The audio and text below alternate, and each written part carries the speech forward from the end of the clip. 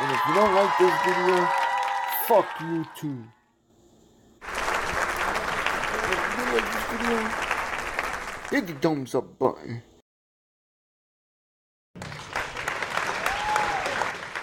And today at noon, we begin with that breaking news from Richmond, Indiana. That's where police and a tip helped prevent a tragedy at a middle school. A teen suspect is dead today, but we are learning that teen may have wanted to shoot students, but was stopped by police this morning. That school is now secure, and the students are safe. All of this unfolded at Dennis Intermediate School in Richmond. That's in Wayne County. Our Rich Van Wyk has been on the scene all morning, and he joins us now live to tell us what happened. Rich?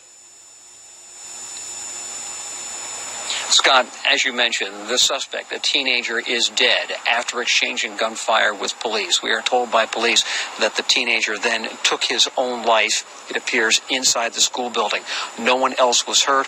All of the students have been evacuated from the intermediate school. They've been bused to the high school. From what witnesses say and from what police tell us and what we've seen, this is what happened. The gunfire started outside of the school building on a side street, according to a witness. During the exchange of gunfire with police and the gunman, the windows were broken to a side door. The teenager then crawled through that broken window inside the school. Police followed. There were more gunshots heard after that. A witness said she saw the teenager walking up the block, dressed in black, carrying what appeared to be a gun case. This is how police described how they were here so quickly and prevented an even bigger tragedy. This morning that there could be a possible violent act about to take place here at Dennis Intermediate School. Officers responded to the scene. They confronted a suspect who had been identified, mainly because someone knew something and they said something. Police had advance warning, and they responded very quickly. They confronted that suspect. Shots were exchanged, and the suspect, who I can tell you was in his teens, unfortunately, decided to take his own life.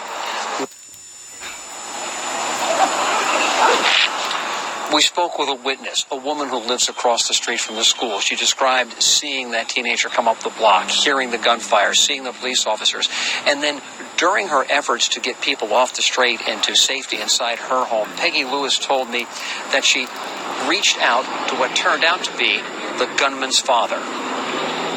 So I was like, hey, do you need to come in? And he was like, no, I'm the father. And he was telling me how, his son has been bullied, so they pulled him out of school for 2 years. And they thought he was getting better. But he said he'd been planning this for a while.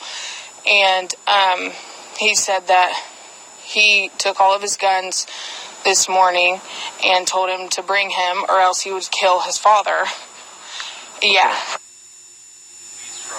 Richmond Police here, there's county sheriffs as well as state police. Scott, what we're waiting on is additional information from police. When we got here today and received that first briefing, they were still sorting out the details of what went on. Their first priority, subduing the gunman. Their second priority, going on at the same time, was making sure everyone was safe, everyone evacuated, and getting the word out that no one else was hurt. This is a story, Scott, we're going to be following throughout the day. Rich, how much attention is this shooting getting from state police today? A lot of attention. They are overseeing the investigation here today. A lot of state police officers, county officers, and Richmond City police officers. About 15 or 20 minutes ago, we saw the superintendent, Doug Carter, helicopter into the high school, the intermediate school here. He spoke briefly with officers outside and then headed toward the command center. Hopefully we'll have additional information soon. Yeah, and as soon as we do get that media briefing, we'll be bringing it to you here on Channel 13. Rich Van Wyk from Richmond, thanks.